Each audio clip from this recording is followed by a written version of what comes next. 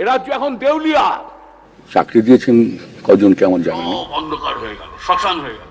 সবচেয়ে বড় ইস্পাত কারখানার জন্য আপ্রাণ চেষ্টা করেছিলাম, শালবনীতে আনতে পেরেছিলাম 30,000 কোটি টাকার ইনভেস্টমেন্ট। চাকরি দিয়েছেন কজন কেমন জানেনি?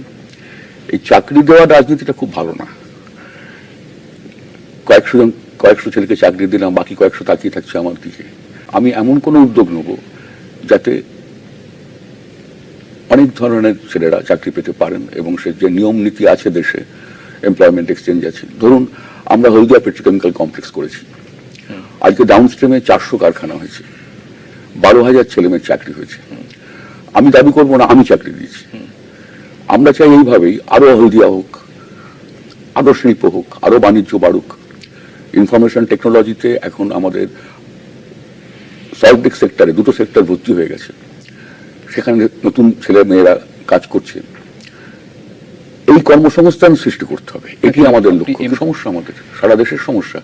আমাদের আবার বাড়তি সমস্যা এই কারণে যে আমাদের দেশে যেহেতু আমাদের রাজ্যে এমপ্লয়মেন্ট এক্সচেঞ্জ থেকেই চাকরি হয়, সরকারি চাকরি, কিছু বেসরকারি সংস্থানও নেয়, তাই জন্য সেখানে সংখ্যাটা অনেক বেশি।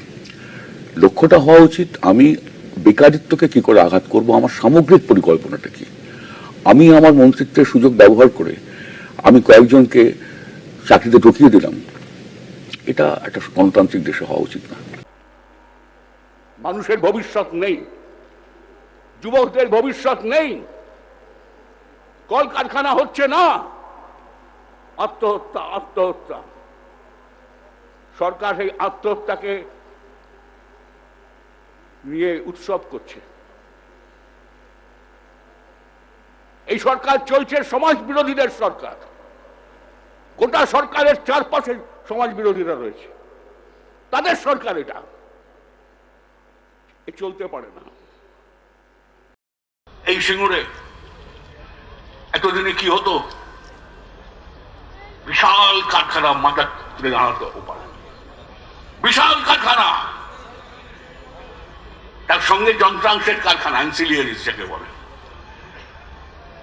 সিঙ্গুরের চেহারা পাল্টে যেত, হুগলি জেলার চেহারা পাল্টে যেত। আমরা একটু করেছিলাম, আমরা আবার পারবো, আমরা আবার পারবো, আমরা ওই পথেই যাব। শালবনীতে শুনলেন আপনারা 35,000 কোটি টাকার ইস্পাত কারখানা এতদিনে হয়ে যেত। পশ্চিম মেদিনীপুরে এতদিনে হয়ে যেত ওই কারখানা, সব অন্ধকার হয়ে গেল, শ্মশান হয়ে গেল। এ চলতে পারে না। সিঙ্গুর শ্মশান হয়ে বসে আছে।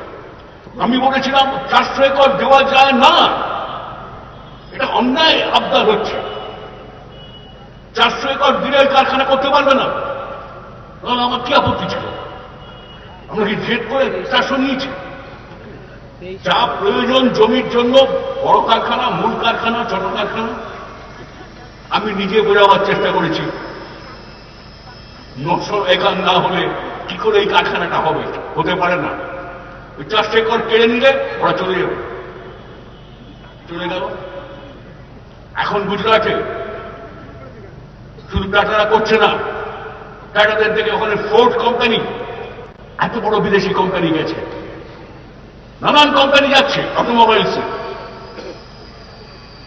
এখন চেন্নাইয়ের পর গুরগাঁও হয়ে যাবে, গুজরাট হয়ে যাবে। পশ্চিমবাংলার যে অন্ধকারে, সে অন্ধকারে থাকবে। ইনফোসিস আসবে কিনা জানে না, উইপ্রো আসবে কিনা জানে না, এসিজেড স্টেটাস দেবে না। না দিলে আসবে কেন? তারা তো ব্যবসা করে, এক্সপোর্ট করতে হয় সফটওয়্যারে, আসবে কেন? দেবেনও না কেন? আমাদের ছেলে মেয়েদের জন্য দেবেন না? এই কোম্পানিগুলো সব ব্যাঙ্গালোর যাবে, আর আমাদের ছেলে মেয়েরা সব ব্যাঙ্গালোর চলবে।